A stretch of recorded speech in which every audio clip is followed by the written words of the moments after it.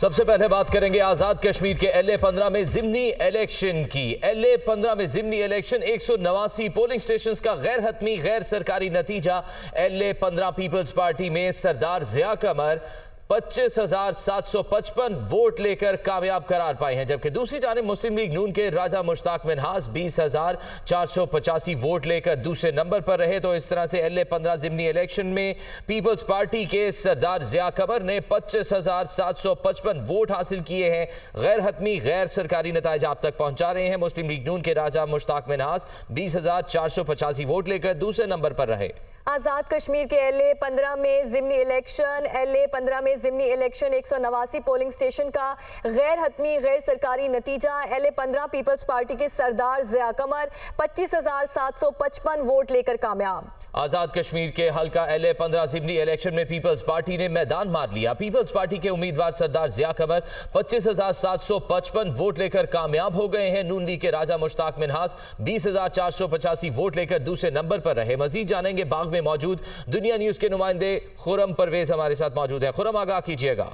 جی بالکل، آزاد کشمیر کے ضلع باغ کے حلقہ LA-15 میں سابق وزیر اعظم سردار تنویر الیاس کی عدلیہ کی جانب سے نااہلی پر یہ نشست جو ہے وہ خالی ہوئی تھی۔ تاہم اگر یہاں پر ٹوٹل رجسٹرڈ ووٹرز کی بات کی جائے تو یہاں پر 1,01,046 جو ہے وہ یہاں پر رجسٹرڈ ووٹرز تھے جنہوں نے آج اپنا حق رائے دہی استعمال کیا۔ اس طرح جو نتائج ہیں ان میں سردار ضیاء القمر پیپلز پارٹی آزاد کشمیر کے چیف آرگنائزر 25,755 ووٹ لے کر وہ کامیاب قرار پائے ہیں، جبکہ ان کے مد مقابل مسلم لیگ نواز کے مشتاق منہاس نے 20,485 ووٹ جو ہیں حاصل کیے، اور یہیں پر جو تیسرے نمبر پر کرنل ضمیر نے 4,942 ووٹ جو ہیں وہ حاصل کیے۔ تاہم اگر یہاں پر ہم ٹرن آؤٹ کی بات کریں تو ٹرن آؤٹ جو ہے وہ 52% رہا ہے۔ جی صحیح، بہت شکریہ، آپ ہمیں تمام تر تفصیلات سے آگاہ کر رہے تھے۔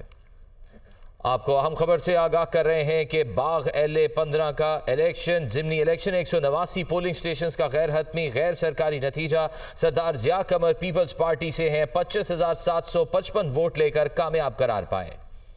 نئی سیاسی جماعت استحکام پاکستان پارٹی کا باضابطہ اعلان کر دیا گیا ہے۔ جہانگیر ترین کہتے ہیں کہ 9 مئی کے واقعات نے پاکستان کی سیاست کو تبدیل کر کے رکھ دیا ہے۔ شر پسندوں کو انجام تک نہ پہنچایا تو پھر کل یہ سیاست دانوں کے گھر تک بھی پہنچیں گے۔ لیاقت علی کی رپورٹ دیکھیں۔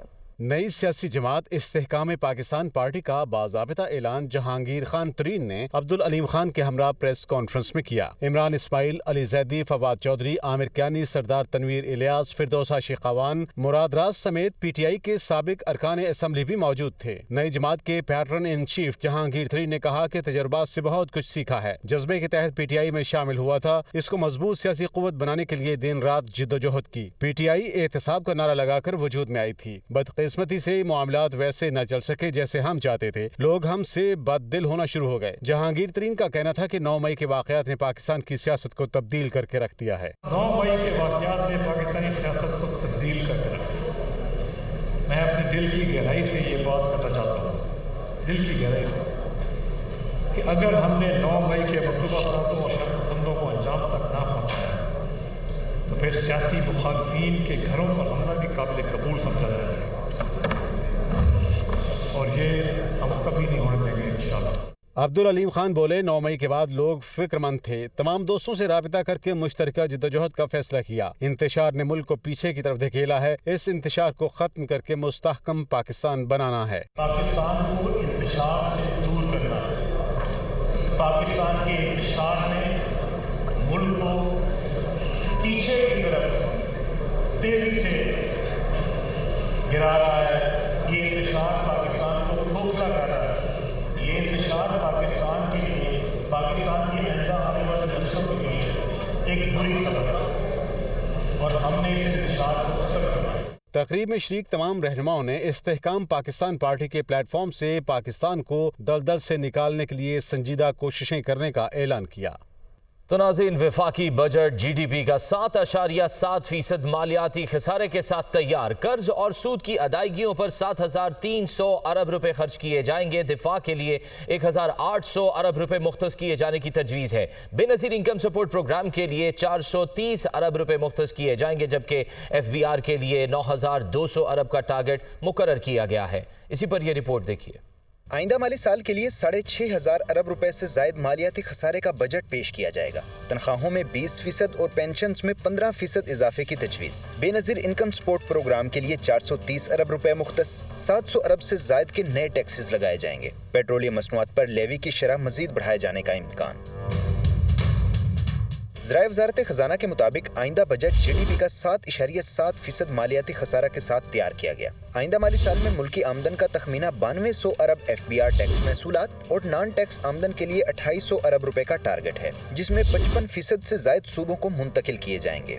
وفاق آئندہ مالی سال ترقیاتی منصوبوں پر 950 ارب روپے خرچ کرے گا۔ پبلک پرائیویٹ پارٹنرشپ کے تحت 200 ارب کے منصوبے شروع ہوں گے۔ صوبے ترقیاتی منصوبوں پر 1559 ارب روپے خرچ کریں گے۔ FBR پراپرٹی سیکٹر کمپنیوں کے منافع پر نئے ٹیکسز عائد کرے گا۔ بجٹ میں 18% سیلز ٹیکس کی سٹینڈرڈ شرح عائد کی جائے گی، جبکہ لگژری آئٹمز پر 25% سیلز ٹیکس وصول کیا جائے گا۔ وفاقی بجٹ میں دفاع کے لیے 1800 ارب روپے مختص کیے گئے ہیں۔ وزارت صحت کے لیے 13 ارب، ہائر ایجوکیشن کے لیے 59 ارب روپے سے زائد کا ترقیاتی بجٹ مختص کیا جائے گا۔ 1000 cc سے بڑی امپورٹڈ گاڑیوں پر ڈیوٹیز کی شرح میں اضافہ کی تجویز ہے، جبکہ بجٹ میں سولر پینلز اور سولر انرجی پر سیلز ٹیکس عائد نہیں کیا گیا۔ رواں مالی سال GDP گروتھ 0.29% رہی۔ برآمدات میں 12.1% کمی ریکارڈ کی گئی۔ معیشت کا حجم 84,658 ارب روپے تک پہنچ گیا ہے۔ رواں مالی سال کا اقتصادی سروے پیش کر دیا گیا ہے۔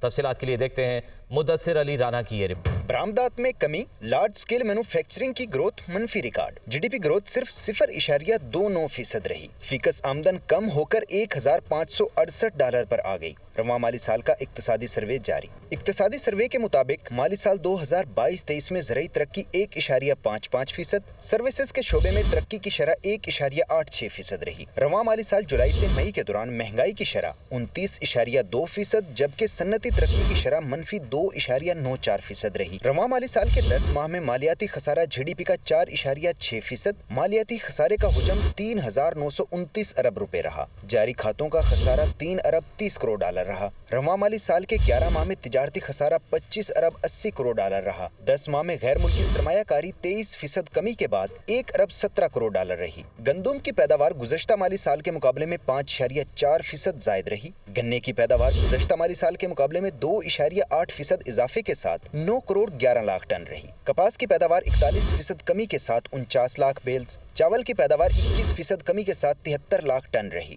لائف سٹاک میں 3.78% کی ترقی، جنگلات میں 3.93% اضافہ ہوا۔ رواں سال 7 لاکھ ٹیکس دہندگان کے ہدف کے مقابلے میں 9,12,000 نئے ٹیکس دہندگان رجسٹرڈ ہوئے۔ کرنٹ اکاؤنٹ خسارے میں 76% کمی ہوئی۔ جولائی سے مئی کے دوران تجارتی خسارے میں 40.4% اور درآمدات میں 29.2% کمی ہوئی۔ ملک میں گدھوں کی تعداد میں 1 لاکھ، بھینسوں کی تعداد 13 لاکھ، بھیڑوں کی تعداد میں 4 لاکھ، بکریوں کی تعداد میں 22 لاکھ اضافہ ہوا۔ اونٹوں، خچروں اور گھوڑوں کی تعداد میں رواں مالی سال بھی اضافہ نہیں ہوا۔ موجودہ مالی سال میں معاشی ترقی 5% ہدف کے مقابلے میں 0.29% رہی۔ بیشتر شعبے اپنے اہداف سے بہت پیچھے رہے۔ مہنگائی بلند ترین سطح پر جا پہنچی۔ اقتصادی سروے کی لانچنگ پر وفاقی وزیر خزانہ اسحاق ڈار کی پریس کانفرنس پر دیکھیے یہ رپورٹ۔ گزشتہ مالی سال میں بیشتر معاشی اہداف ادھورے رہ گئے۔ صنعتی شعبے میں بڑی گراوٹ۔ تمام تر دعووں کے باوجود مہنگائی بھی قابو نہ آئی۔ اقتصادی سروے کی لانچنگ کے موقع پر وزیر خزانہ اسحاق ڈار کی پریس کانفرنس۔ وزیر خزانہ کا کہنا تھا کہ معاشی ترقی کا ہدف 5% مقرر تھا، تاہم معاشی گروتھ 0.29% رہی۔ صنعتی شعبے کی ترقی منفی 2.94% رہی۔ زرعی شعبے نے 1.55% اور خدمات کے شعبے نے 0.86% کے حساب سے ترقی کی۔ ایگریکلچر، انڈسٹری اور سروس سیکٹر کے ریسپیکٹیولی 1.55, 2.94, 0.86 اس میں ایک نیگیٹو ہے۔ یہ فلڈز بھی اس میں آئے، اس میں جیسے میں نے کیا گلوبل پریشر بھی آیا، اس میں دوسرے فیکٹرز بھی ہیں، تو یہ میں سمجھتا ہوں کہ 0.29 जो है वो एक रियलिस्टिक अचीवमेंट है, इससे बेहतर शायद ना हो सकती। इक्तिसादी सर्वे के मुताबिक सैलाब, आलमी इक़्तिसाद बाज़ारी और सख्त मौशी फैसले महंगाई में इजाफे का सबब बने। रही सही कसर सियासी अदम इस्तेकाम और रुपए की गिरती कदर ने पूरी कर दी। आलमी मार्केट में अजनास के बढ़ते नरखों ने भी बड़ा असर डाला। जो हायर इंटरनेशनल कमोडिटी प्राइस मैंने जिक्र किया, crude oil, edible oil, pulses, global supply disruptions, damages of major and the minor crops due to flood, currency depreciation, administrative price adjustment, political machinery are the major factors responsible for the high inflation. Report के मुताबिक 10 माह में 6,210 अरब रुपए के tax इकट्ठे किए गए। Tax वसूली हदफ से कम, मगर गुज़िश्ता साल की निस्बत 16.1% इजाफा देखने में आया। मालियाती खसारा GDP का 4.6% रहा। करंट अकाउंट खसारे में 76% कमी आई। और हुकूमत ने आइंदा बजट में IMF की शर्त पर प्रॉपर्टी सेक्टर में टैक्स आयद करने का फैसला कर लिया। प्रॉपर्टी सेक्टर में फाइल्स के लेन देन पर इजाफी टैक्स आयद होगा। दूसरी जानिब टैक्स आयद किए जाने के फैसले पर रियल एस्टेट इंडस्ट्री की जानिब से शदीद तहफ़्फ़ुज़ात का इजहार किया गया है। इसी पर देखिए अवैस अब्बासी की रिपोर्ट। हुकूमत का IMF की शर्त पर आइंदा बजट में प्रॉपर्टी सेक्टर पर मजीद टैक्स आयद करने का फैसला। रियल एस्टेट सेक्टर की जानिब से फैसले पर शदीद तहफ़्फ़ुज़ात का इजहार इक़दाम को तामीराती शोबे के लिए जहर कातिल करार दे दिया। गुज़िश्ता माली साल रियल एस्टेट इंडस्ट्री पर इजाफी टैक्स नाफिज करने से इंडस्ट्री शदीद मुतासिर हुई है। मजीद टैक्स लगाया गया तो इंडस्ट्री का पहिया जाम हो जाएगा। ये जो बजट आ रहा है तो इस बजट के हवाले से कोई अच्छी खबर हमें सुनने को मिल नहीं रही, और उसमें भी जिस तरीके से इसको हमारे जो प्रपोजल्स थे, अगर उन प्रपोजल्स को इस बजट के अंदर इनकॉर्पोरेट ना किया गया तो हमारी मजबूरी होगी कि हम अपनी कंस्ट्रक्शन इंडस्ट्री से एफिलिएटेड तमाम industry, construction industry, real estate की इंडस्ट्री, इन तमाम लोगों को लेके हम इस एहतजाज करें। रियल एस्टेट इंडस्ट्री में बैरून मुल्क से भी बड़े पैमाने पर सरमायाकारी होती है। नए टैक्सेस लगे तो ना सिर्फ बैरून मुल्क से सरमायाकारी रुक जाएगी, बल्कि अंदरून मुल्क से भी सरमायाकार पैसा बाहर ले जाएंगे। अगर रिलीफ देते हैं तो फ़ायदा डायरेक्टली जो है वो पाकिस्तान की GDP को ही होगा। पाकिस्तान के अंदर देखें फ़िलहाल हमें डॉलर की ज़रूरत है। पाकिस्तान, हमारे जो ओवरसीज़ पाकिस्तानीज़ बाहर बैठे हैं वो यहाँ पे इन्वेस्ट करेंगे या हमारे पास फ़ॉरेन डायरेक्ट इन्वेस्टमेंट आएगी तो पाकिस्तान के अंदर डॉलर आएगा तो डेफिनेटली हमारी इकॉनमी भी ठीक होगी। अगर तो ये मज़ीद टैक्सेस लगा देते हैं तो आपके जो भी यहाँ पे जो वेल स्टेबल भी बिजनेसमैन हैं वो भी यहाँ से शिफ्ट कर जाएंगे। टैक्स जब से बढ़ा रहे हैं तो रियल स्टेट में हमारे बिज़नेस में काफ़ी फ़र्क पड़ा है। ठीक है, पहले अगर बिज़नेस हम लोग करते थे तो हमारी जो सी परसेंटेज थी फाइल्स की, जो सी हम लोग सोसाइटीज़ वगैरह में प्लॉट्स वगैरह बेचते थे, 70 to 80% हमारी चीज़ें सेल होती थी। ठीक है, एक मंथ में। अब वही परसेंटेज आपकी आ गई है 20-30 के ऊपर। ठीक है, और दिन ब दिन रियल एस्टेट का बिजनेस थोड़ा सा डाउन होता जा रहा है। रियल एस्टेट नुमाइंदों का कहना है कि अगर बजट में मजीद इजाफी बोझ डाला गया तो शदीद एहतजाज किया जाएगा। पाकिस्तान और तुर्कमानिस्तान के दरमियान तापी मुश्तरका अमल दरामद मनसूबे पर दस्तखतों की तकरीब हुई। इस मौके पर खिताब में वज़ीर आज़म शहबाज शरीफ ने कहा, तापी खिते की खुशहाली के लिए अहम मनसूबा है। पाइपलाइन अशकाबाद से काबुल, फिर इस्लामाबाद और भारत जाएगी। मनसूबे से खिते को कुदरती गैस की फराहमी मुमकिन होगी। Tapi is a very important project for the prosperity of this entire region, starting from Ashgabat and going through Kabul and then Islamabad and then to India. This will help this region to secure natural gas with concrete assurances and mutually agreed terms and conditions. Because of international circumstances, energy has become a real challenge. I have no doubts that TAPI will bring an era of regional cooperation and regional prosperity. और Punjab assembly में भर्तियों में बदउनवानी का case. साबिक वज़ीर आला परवेज़ इलाही की बाद अज़ गिरफ्तारी दरख्वास्त जमानत पर समात आज तक मुलतवी। परवेज़ इलाही को करप्शन के एक मुकदमे से बरी करने का इक़दाम लाहौर हाई कोर्ट में चैलेंज कर दिया गया। रिपोर्ट कर रहे हैं नोमान नूर।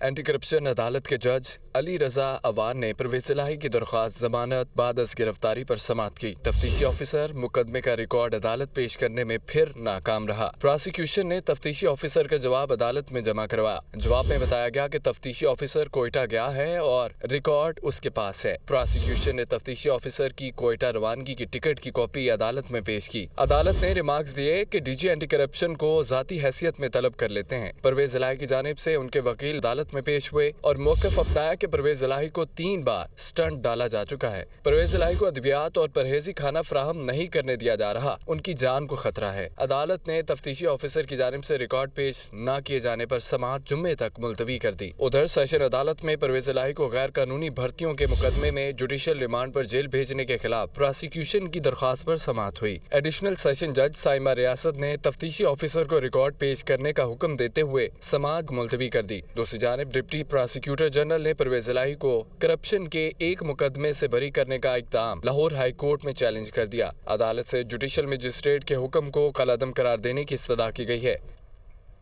نگراں پنجاب حکومت نے ڈاکٹرز کی حفاظت کے لیے اسپتال فورس بنانے کا اعلان کر دیا۔ ڈاکٹرز کے دیگر مطالبات بھی پورے کرنے کی یقین دہانی پر ہڑتال ختم کر دی گئی۔ صوبائی وزراء نے ینگ ڈاکٹرز کے ساتھ مذاکرات کے تمام معاملات طے کر لیے۔ وائی ڈی اے کے نمائندوں نے نگران وزیر صحت ڈاکٹر جاوید اکرم اور وزیر اطلاعات عامر میر کے ہمراہ نیوز کانفرنس کرتے ہوئے ہڑتال ختم کرنے کا اعلان کیا۔ ڈاکٹر جاوید اکرم نے کہا کہ ایئرپورٹ سیکیورٹی فورس کی طرح اسپتال سیکیورٹی فورس بنائیں گے۔ ہیلتھ کیئر پروٹیکشن بل منظور کرایا جائے گا۔ نگران وزیر اطلاعات عامر میر نے کہا کہ چلڈرن اسپتال میں ڈاکٹر پر تشدد کرنے والوں کے خلاف انسداد دہشت گردی کی دفعات کے تحت کارروائی کی جا رہی ہے۔ اس موقع پر ڈاکٹر سلیمان اور ڈاکٹر اصغر نے مطالبات منظور ہونے پر ہڑتال ختم کرنے کا اعلان کیا۔ رازن پاکستان سٹاک ایکسچینج کا انڈیکس 42,000 کی سطح برقرار نہ رکھ سکا۔ دوسری جانب انٹر بینک میں ڈالر کی قیمت میں کمی اور اوپن مارکیٹ میں ڈالر مہنگا ہوا۔ فی تولہ سونے کی قیمت میں 2300 روپے کمی ہوئی ہے۔ کاروباری ہفتے کے چوتھے روز پاکستان سٹاک ایکسچینج میں سرمایہ کاروں کی جانب سے حصص کی فروخت کا رجحان رہا۔ اختتام پر مارکیٹ 456 پوائنٹس کمی کے بعد 100 انڈیکس 41,686 پوائنٹس کی سطح پر بند ہوا۔ دوسری جانب انٹر بینک میں ڈالر 7 پیسے کمی کے بعد 286 روپے 81 پیسے پر بند ہوا، جبکہ اوپن مارکیٹ میں ڈالر 3 روپے اضافے سے 303 روپے پر فروخت ہوا۔ معاشی تجزیہ کاروں کے مطابق بگڑتی معاشی اور سیاسی صورتحال کے اثرات اسٹاک مارکیٹ اور روپے کی قدر پر نظر آ رہے ہیں۔ حالات میں بہتری کے لیے حکومت کو ٹھوس اقدامات اٹھانے کی ضرورت ہے۔ آج فی تولہ سونے کی قیمت 2300 روپے کمی کے بعد 2,28,100 روپے ہو گئی، جبکہ عالمی منڈی میں سونا $24 اضافے سے $1964 فی اونس کا ہو گیا۔ یونیورسٹی آف سینٹرل پنجاب اور فوڈ اتھارٹی کے اشتراک سے ورلڈ فوڈ ڈے کے حوالے سے سیمینار اور آگاہی واک کا انعقاد کیا گیا۔ D G Punjab food authority Raja Jahangir Anwar اور ڈپٹی کمشنر لاہور رافعہ حیدر کی خصوصی شرکت، طلباء کی جانب سے 42 سٹالز بھی سجائے گئے۔ سینٹرل پنجاب فوڈ سیفٹی کے حوالے سے پیش ورلڈ فوڈ ڈے کے حوالے سے یو سی پی اور پنجاب فوڈ اتھارٹی کے اشتراک سے سیمینار اور آگاہی واک عنوان فوڈ سٹینڈرڈ جان بچاتا ہے رکھا گیا۔ D G Punjab food authority Raja Jahangir Anwar, deputy commissioner Lahore Rafay Haider کی خصوصی شرکت، یو سی پی کے پرو ریکٹر نصر اکرام، ڈاکٹر حافظ قیصر عباس، بدر منیر اور طلباء شریک ہوئے۔ مختلف یونیورسٹی کے مابین ورلڈ فوڈ سیفٹی ڈے اور فوڈ پروڈکٹ ڈیولپمنٹ کے مقابلے ہوئے۔ طلباء کی جانب سے 42 سٹالز بھی لگائے گئے۔ فوڈ اتھارٹی نے سٹالز پر فوڈ کا معائنہ کیا اور طلباء کی حوصلہ افزائی کی۔ D G Punjab food authority Raja Jahangir Anwar کا کہنا تھا کہ یونیورسٹی آف سینٹرل پنجاب نے ایسا اقدام اٹھایا، حفظان صحت اولین ترجیح ہے، ہمیں صحت مند خوراک کھانی چاہیے۔ آپ لوگ فوڈ اپنے لیے بھی اور اپنی فیملی کے لیے بھی کوشش کریں کہ ہیلدی فوڈ کھائیں، آپ کی ہیلدی فوڈ چوائسیز ہونی چاہیے۔ کوشش کریں کہ آپ کا جو بیمار کم سے کم پڑیں آپ اور ہیلدی فوڈ کھائیں۔ ڈی سی لاہور رافع حیدر کا کہنا تھا کہ خوراک کا عالمی دن منانے کا مقصد فوڈ سیفٹی کو یقینی بنانا ہے۔ فوڈ اتھارٹی فوڈ سیفٹی کو یقینی بنانے کے لیے دن رات کام کر رہی ہے۔ خوشی ہے کہ فوڈ اتھارٹی کے ساتھ ساتھ یونیورسٹیاں بھی پیش ہیں۔ Food safety day definitely is an important day to celebrate and to commemorate what we are going forward with, what the industry should be doing, what our people should be expecting the industry to be doing, and getting the best possible end results for our consumers. So good to see that this university is also taking the lead in it and celebrating the World Food Safety Day along with the Punjab Food Authority administration. Seminar کے اختتام پر world food safety day اور food product development کے مقابلے میں حصہ لینے والے طلباء میں انعامات بھی تقسیم کیے گئے۔